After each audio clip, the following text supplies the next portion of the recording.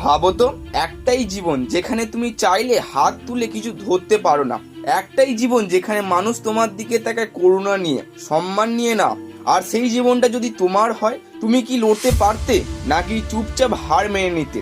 আজকের গল্পটা এমনই একজন মানুষে যে হার মানেনি, যে নিজের সীমাবদ্ধতাকে নিজের সবচেয়ে বড় অস্ত্র পরিণত করেছেন। তার নাম নিক ভিজুয়েট। নিক বলে, no arms, no leg, no limit. মানে হাত নেই, পা নেই, তো সালা কোনো লিমিট নেই। Strength, you need to do something that's difficult. নিকের জন্মের পর ডাক্তাররা অবাক হয়ে গেল। তার হাত নেই, পা নেই, শুধু একটা দেহ। বাড়িতে নেমে এলো নীরবতা। আত্মীয়রা বলল, এই ছেলে কি স্বাভাবিক জীবন বাঁচতে পারবে?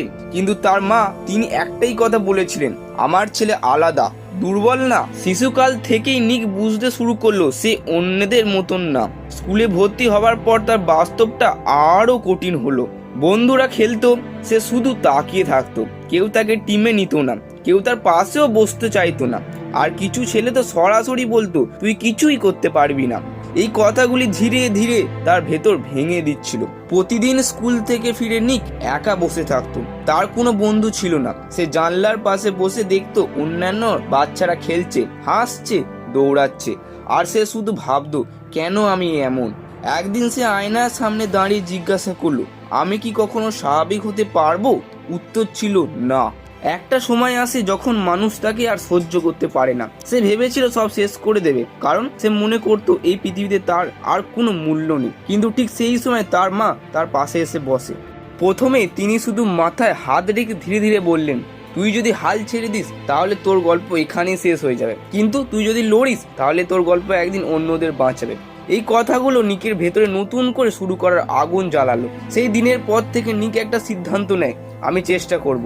ছোট ছোট জিনিস থেকে সে শুরু করলো, নিজের কাজ নিজেই করার চেষ্টা। হাত ঠিক মতো কাজ না করলেও সে হাল ছাড়েনি।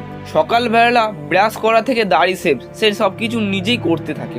আর সব থেকে অবাক করার মতন কথা হলো, সে পায়ের আঙুল দিয়ে কম্পিউটারে 43 ওয়ার্ড পার মিনিট স্পিডে টাইপিংও করতে পারে।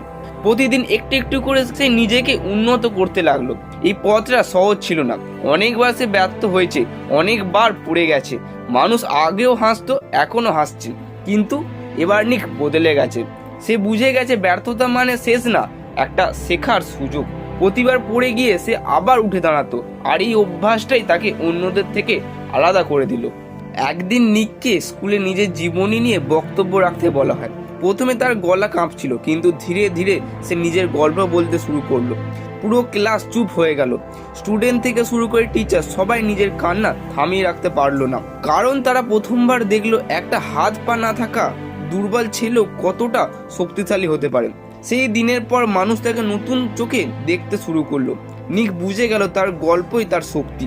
সে সিদ্ধান্ত নেয় সে মানুষের সামনে দাঁড়িয়ে নিজের গল্প বলবে। ছোট ছোট অনুষ্ঠান থেকে শুরু করে স্কুলে সে কথা বলতে শুরু করলো। আর আশ্চর্যজনকভাবে মানুষ তাকে শুনতেও শুরু করলো। ধীরে ধীরে নিক একজন প্রফেশনাল মোটিভেশন স্পিকার হয়ে উঠল। তার ভিডিও ভাইরাল হতে লাগলো। হাজার হাজার মানুষ তার গল্প শুনে অনুপ্রাণিত হতে লাগলো। নিক 2 নয় 3 নয়, টোটাল 70টা দেশে গিয়ে নিজের লড়াই করা জীবনী শুনিয়ে লোককে ইন্সপায়ার করে এসছেন। কিছুদিন আগে ভারতে বিশাখাপট্টনমে এসে 1,30,000 লোকের সামনে এসে প্রথমে বলেন, একজন হাত পা না থাকা মানুষ যদি স্বপ্ন দেখতে পারে ও তা পূরণ করতে পারে, তাহলে তোমরা কেন পারবে না? যে ছেলেটাকে একসময় বলা হতো তুই কিছুই করতে পারবি না, আজ সেই ছেলেটাই বলছে তুমি সব কিছু করতে পারবে। নিক আমাদের একটা বড় শিক্ষা দেয়, জীবনে সমস্যা থাকবেই, কিন্তু তুমি কিভাবে সেই সমস্যার মোকাবিলা করছো সেটাই তোমার ভবিষ্যৎ ঠিক করবে। তোমার শরীর, তোমার পরিস্থিতি, তোমার অতীত কিছুই তোমাকে থামাতে পারবে না যদি তুমি থামতে না চাও। আজ তুমি যদি হতাশ হও, নিজেকে ছোট মনে করো, তাহলে নিকের না হারার গল্প মনে রেখো।